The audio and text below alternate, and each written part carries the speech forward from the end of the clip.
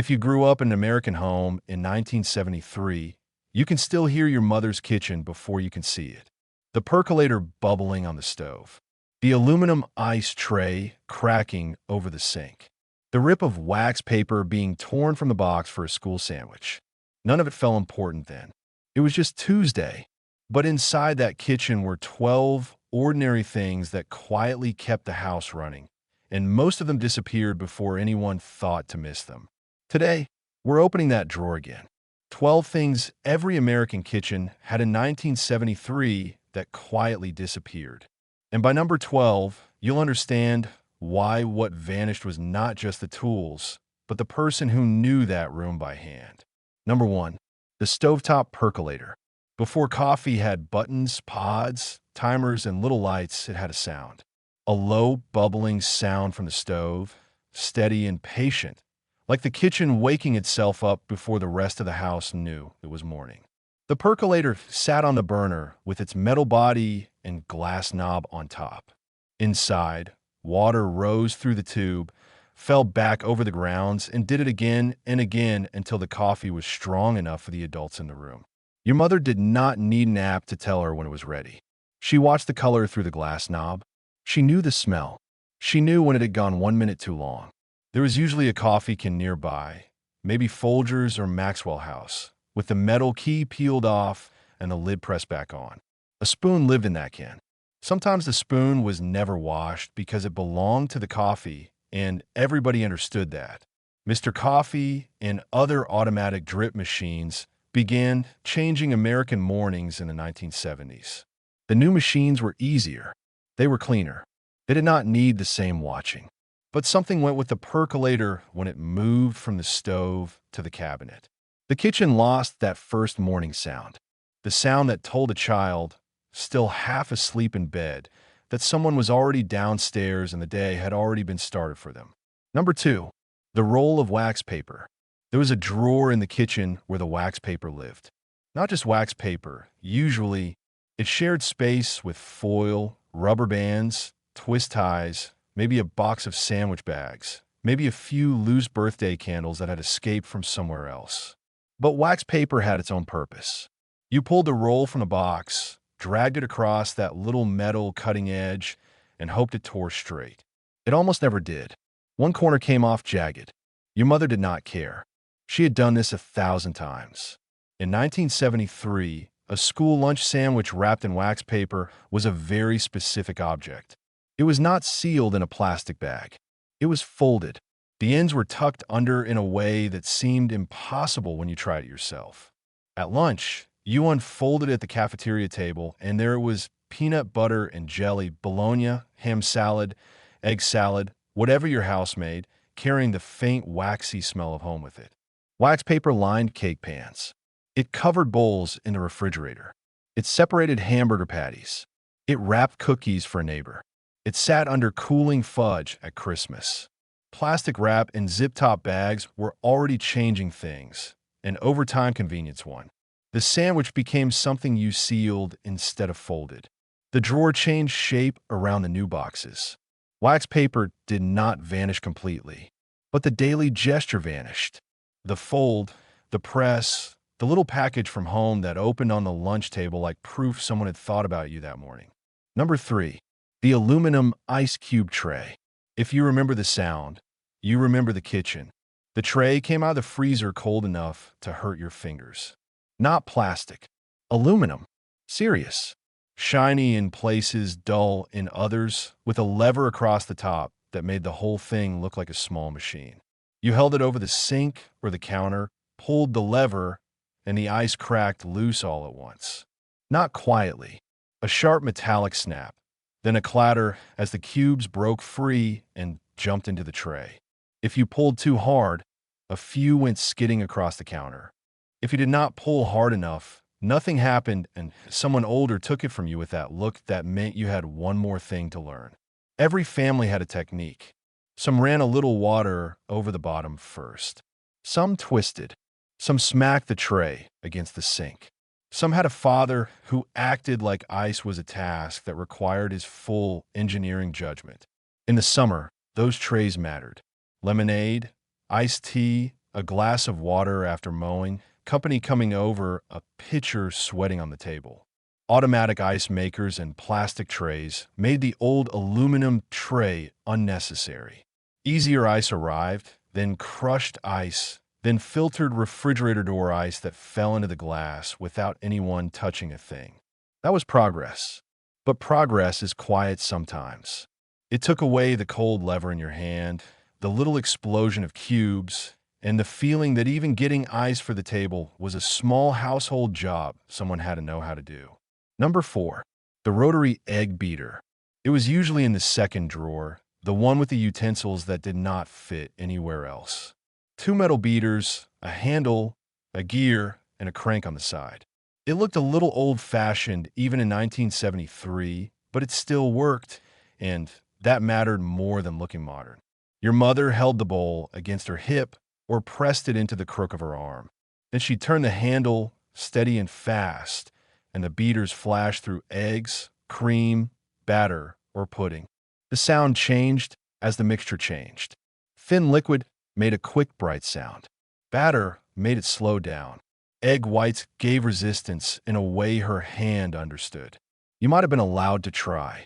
At first you turned too slowly, then too fast. Then the bowl slipped, and suddenly there was more lesson than cooking in the kitchen. Electric hand mixers existed, of course. By 1973, plenty of kitchens had one. But the rotary beater held on because it was simple. No cord, no outlet, no little button to eject the beaters, no motor to burn out. It was a tool from a kitchen where hands still supplied much of the power.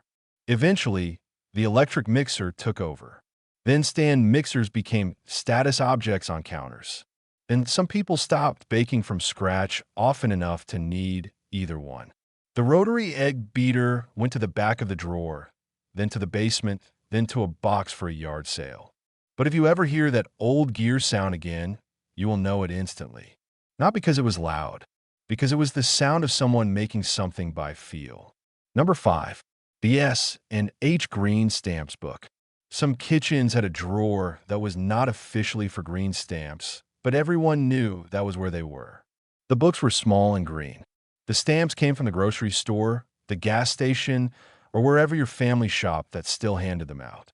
They were saved, counted, dampened, pressed into rows, and treated with a seriousness that made sense only if you remember what a redemption catalog could mean to a household. This was not just a hobby. It was delayed reward. Your mother came home with groceries and stamps.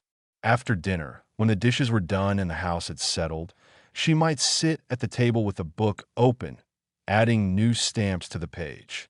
Sometimes she used a damp sponge.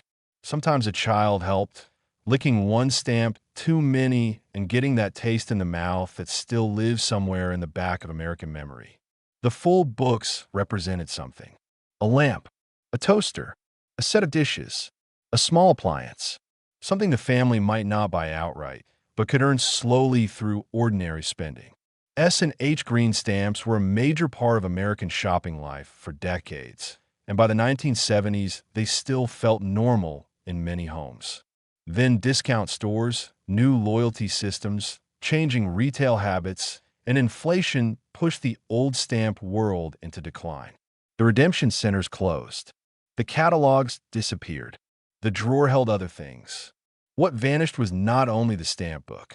It was the sense that tiny savings, carefully kept, could become something real enough to put on the counter. Number 6, the handwritten recipe box. Before recipes lived on screens, they lived in handwriting. The box might have been metal, wood, or plastic with little dividers inside. Meats, casseroles, cakes, pies, salads, cookies. Some cards were clean because nobody ever used them. Others were soft at the edges, stained with vanilla, butter, tomato sauce, or years of thumbprints. Those are the real recipes. The ones written in your mother's hand, or your grandmother's, or a neighbor's, or an aunt who made one thing better than everybody else and knew it. Some cards did not have full instructions because they did not need them. They said things like bake until done, or add enough milk, or hot oven. The recipe assumed a kind of kitchen knowledge that was never fully written down.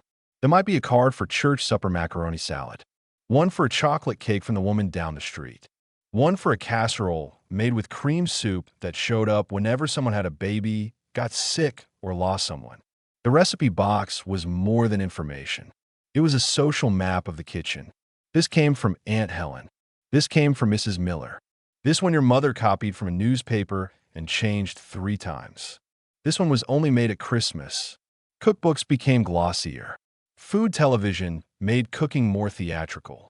Later, websites put every recipe in the world one search away. But a search result cannot give you the slant of your mother's handwriting. It cannot tell you which card she reached for without reading the title.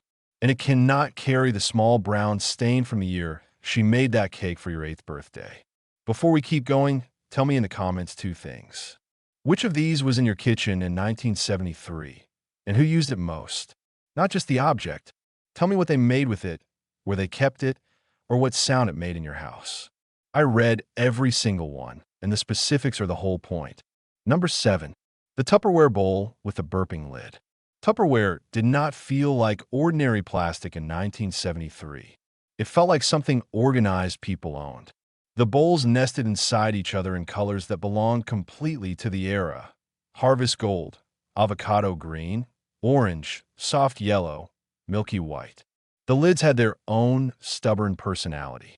You pressed around the edge, lifted one corner, pushed the air out, and made it burp. That little burp mattered. It meant the seal had worked. Leftovers were now handled. Potato salad could travel. Cookies could stay soft. A half onion could be saved because throwing away something useful was not how many kitchens thought. And the bowls came with a story. Tupperware was sold at parties, which meant it entered the kitchen through a social ritual. Women sat in a living room, watched demonstrations, laughed, ordered pieces, and brought home containers that promised a more controlled refrigerator, a more prepared pantry, a more competent household. In many kitchens, those pieces lasted for decades. Some are still there, but the world around them changed. Disposable containers multiplied. Takeout containers became leftovers containers. Cheap plastic appeared everywhere. The idea of going to someone's house to watch food storage demonstrated started to feel like a different civilization. The Tupperware bowl did not simply store food. It stored a way of thinking about a kitchen, that leftovers mattered, that a lid belonged to a bowl, that a good container was worth keeping, and that the refrigerator was not a place where food went to be forgotten. Number 8. The wall-mounted can opener. Some kitchens had it screwed right into the wall or the side of cabinet. A metal can opener with a crank handle, solid enough that it seemed like part of the house. You lifted the handle, locked the can under the blade, and turned. The can rotated slowly, the lid cutting open with a gritty circular sound. It was not glamorous, but it was used constantly. The American kitchen of 1973 still opened a lot of cans. Green beans, tomato soup, peaches, tuna, evaporated milk, coffee cans, pie filling, creamed corn, dog food, soup for a casserole that everybody pretended was more complicated than it was. That can opener was part of the rhythm of dinner. A mother could open 2 or 3 cans while talking over her shoulder, checking a pan, and telling someone to set the table. The lid came off with a little sharp edge that every child was warned about. The empty can went into the trash with its label still damp from the counter. Electric can openers arrived on more counters. Pull tabs changed some packaging. Fresh and frozen foods expanded. Later, pop-top cans became common enough that the old wall opener lost its daily authority. Some stayed mounted for years after they stopped being used, like a little metal fossil on the cabinet. If your kitchen had one, you may remember exactly where it was. You may remember your mother's hand turning the crank. And you may remember that soft little drop when the cut lid finally gave way. Number 9. The metal lunchbox and its thermos. By 1973, a child's lunchbox was often part kitchen object, part school object, and part declaration of identity. It sat on the counter in the morning waiting to be filled. Maybe it had a television show on it.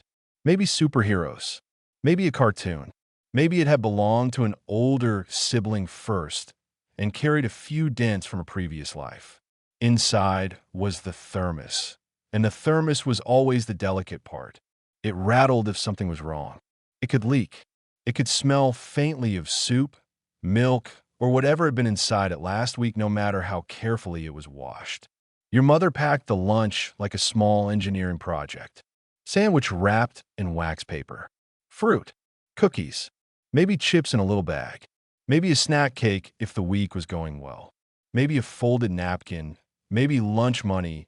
Maybe nothing extra because that was what there was. The metal lunchbox went from the kitchen to the bus stop to the school cafeteria and back again, bringing the day home with it. Crumbs in the corners. A forgotten apple. A smell that meant it needed to be washed before morning. Soft lunch bags, plastic boxes, school cafeterias, changing safety rules, and disposable packaging slowly pushed the metal lunchbox out of daily life. But the old ones still carry something. Not just nostalgia for the picture on the outside. The memory of a kitchen counter in the morning and someone packing a piece of home that a child would carry into the noise of school. Number 10. The Corningware dish on the table. White dish. Blue flowers. Oven to table. That alone brings back a whole kitchen for some people. The Corningware casserole was not treated like a special object because it was too useful to be special. It came out for dinner, for leftovers, for neighbors, for church suppers, for potlucks, for nights when something had to be baked and served from the same dish. It looked clean even when the kitchen did not. The pattern was simple enough that it seemed to belong everywhere. On the counter, in the oven, on the table, in the refrigerator with foil over the top. If someone was sick, food might arrive in a dish like that. If a woman had a baby, one might come to her door full of chicken and rice. If there was a funeral, a row of casseroles appeared, and half the work afterward was figuring out which dish belonged to which family. The old glass ceramic cookware earned trust because it could take heat changes that made people comfortable using it hard. Over time, brands changed hands, manufacturing changed, kitchens changed, and casseroles themselves lost some of their place at the center of family cooking. But many of those dishes survived. You still see them at estate sales, thrift stores, back cabinets, and sometimes in the hands of people who know exactly what they found. A dish like that was not just cookware. It was a visitor. It moved between houses. It came back with a note. It carried food, but it also carried the message. Somebody thought of you. Number 11. The kitchen telephone pad. Not the telephone itself. The little pad beside it. In many kitchens, the phone was on the wall, usually with a cord that had been stretched too far by someone trying to get a little privacy. Next to it was a pencil, a notepad, and a collection of numbers that made the household run. The doctor, the school, a neighbor, grandma, dad's work number, the number for the pharmacy, the church, the repairman, the woman who watched kids after school, the aunt who always knew what time the funeral started. Some numbers were printed neatly. Some were written on scraps and taped to the wall. Some are on matchbook covers, envelopes, grocery receipts, or the backs of old appointment cards. Messages live there. Call Mrs. Davis. Pick up milk. Practice at 6. Grandma called. That little pad was the household's memory before every person carried their own private machine. The kitchen phone meant calls happened in public. If you were a teenager, everyone knew too much. If your mother was on the phone, she could still stir something on the stove while holding the receiver with her shoulder. If the phone rang during dinner, the whole family heard it. Answering machines, cordless phones, then cell phones changed the geography of communication. The wall phone came down. The pad disappeared. And with it went the strange, shared knowledge of one household living through one line to the outside world. Number 12. The table ashtray that slowly left the room. This one may surprise you, but in 1973, it was still there in many American kitchens. An ashtray on the table, or near the table, or in the drawer ready for company. Glass, metal, ceramic, sometimes with the name of a restaurant, motel, bowling alley, or insurance agent printed on it. It might have been ugly. It might have been heavy. It might have been rinsed out after guests left and put back like any other kitchen object. Smoking had already begun to change in American life. Warnings were known, attitudes were shifting, but in many homes, the kitchen table still had an ashtray because adults smoked there over coffee. A neighbor came in and sat down. Coffee was poured. A cigarette was lit. The ashtray was pushed a few inches across the table without anyone saying anything. Children saw it all as part of the room. The curl of smoke, the tap of ash, the smell in the curtains, the matchbook near the sugar bowl, the adult conversation that happened after dinner when kids were still close enough to hear but old enough to know not to interrupt. Then, slowly, the ashtray moved, from the table to the counter, from the counter to the porch, from the porch to the garage, then out of the house entirely. For good reason, in many ways. Plenty of things disappeared because people learned more and chose better. But memory is honest enough to hold two truths at once. The smoke was not good, and the scene around that ashtray was real. The neighbor at the table, the long cup of coffee, the talk that lasted an hour longer than planned, the adults in one warm kitchen after dinner, telling stories while the dishes dried in the rack. 12 things. The percolator that woke the kitchen before anyone else did. The wax paper that folded a sandwich into a little package from home. The aluminum ice tray that cracked summer into a bowl. The rotary egg beater that turned effort into cake batter. The Green Stamps book that made small savings feel like progress. The recipe box written in hands you would know anywhere. The Tupperware bowl that burped when the lid was right. The Walk-in opener that helped build half the dinners of the week. The metal lunchbox waiting on the counter before school. The Corningware dish that moved from oven to table to neighbor's house. The telephone pad that held the working memory of the family. And the table ashtray, leaving the room slowly, carrying with it a whole kind of kitchen conversation. None of these things were rare. That is why they matter. They were ordinary enough that nobody stopped to preserve them. Nobody took a photograph of the wax paper drawer. Nobody recorded the sound of the ice tray. Nobody thought to save the phone pad with the numbers on it, or the recipe card with the stain, or the Green Stamps book half full in the back of the drawer. Ordinary life disappears this way. Not all at once. One object loses its place. One habit becomes unnecessary. One drawer gets cleaned out after someone is gone.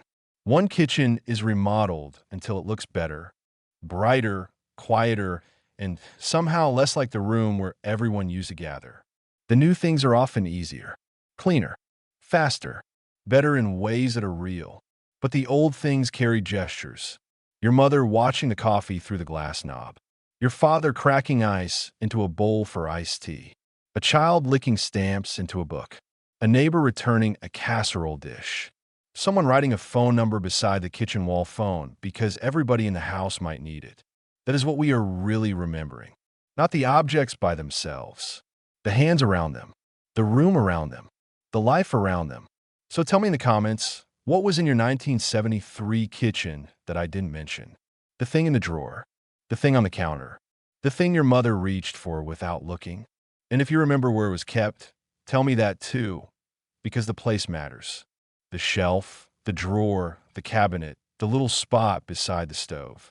Those details are how ordinary American life gets remembered before it disappears completely. If this brought your old kitchen back for a moment, stay with us. This is the memory drawer, and there's a lot more of this country left to remember.